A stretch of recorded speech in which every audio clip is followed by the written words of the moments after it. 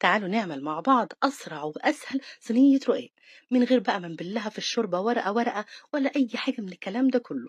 وهتطلع معاكم مقرمشة من بره ومن جوه طرية وطعمها أكتر من رائع.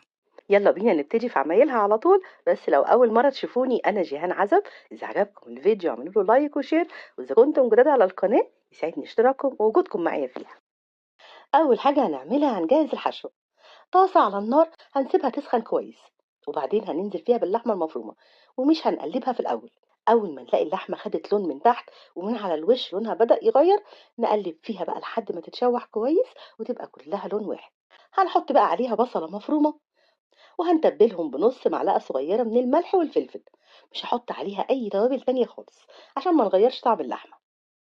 وهنقلب بقى الكلام ده كله مع بعضه، البصل يتشوح، وبعدين هنجيب طماطمية واحدة بس هنبشرها ونضيفها عليهم، ومعلقة صغيرة من صلصة طماطم، وربع كوباية من المية. هنقلب بقى كله مع بعضه ونظبط طعم الملح زي ما بنحبه، ونغطيها ونهدي عليها، ونسيب بقى المكونات كلها تستوي مع بعضها وتبقى بالشكل ده. لو مش حابين عصاج اللحمة يبقى لونه أحمر، ممكن تستغنوا عن الطماطم والصلصة خالص.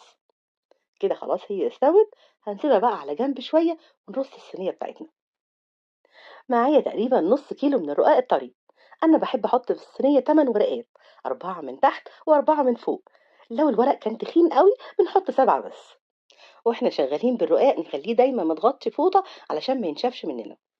هنجيب بقى صينية مناسبة لمقاس الورق، وهندهنها بالسمنة كويس قوي من القاعدة ومن الجوانب بتاعتها.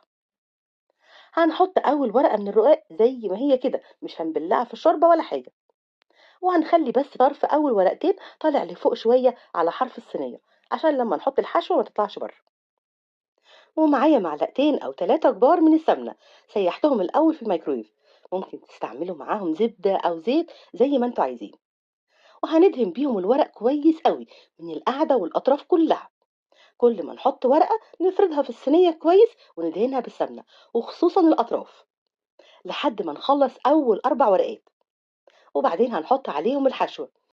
وممكن على الحشوة تحط رشة بسيطة كده من الجبنة الموتزاريلا، بتمسك بس الحشوة في بعضها ما تخليهاش تقع من الرقاق. بس أنا ما كانش عندي فما حطيتش، لو عندكم حطوا، هي مش هتغير طعم الرقاق، هي بس بتمسك الحشوة في بعضها. ونكمل الأربع ورقات التانيين بنفس الطريقة، وندهنهم برضو بالسمنة كويس جدا لحد ما نوصل لآخر ورقة.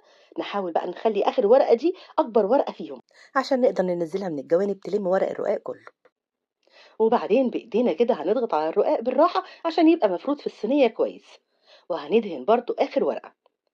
أنا حطيت في طبق 3 معالق كبار من السمنة، وتقريبا اتبقى نصهم، مع إني حاطة كمية كويسة من السمنة بين كل ورقة والتانية.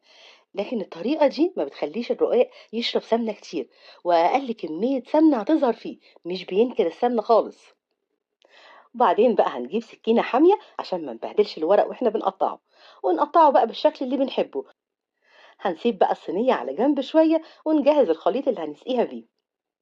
هنحتاج كوباية إلا ربع من الشوربة السخنة، ونص كوباية من الحليب برضو عايزينه يكون سخن. وهنضيف عليهم كمان معلقة صغيرة من البيكنج باودر، بتخلي الرقاق مورق كده وحلو قوي. هنقلب بقى الكلام ده كله كويس قوي، وظبطوا الملح لو محتاج. وبعدين هناخدهم ونسقي بيهم صينية الرقاق كلها.